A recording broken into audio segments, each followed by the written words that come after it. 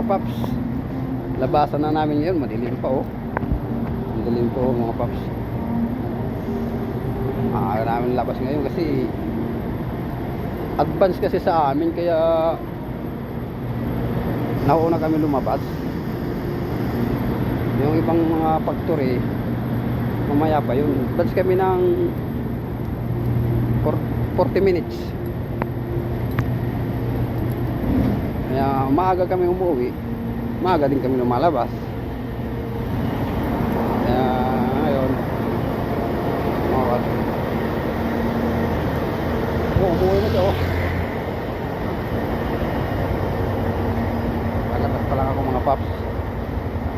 Ito yung mga kasamang ko oh. Busy pa. Ibigay ko nga lang yung tools. Ito na.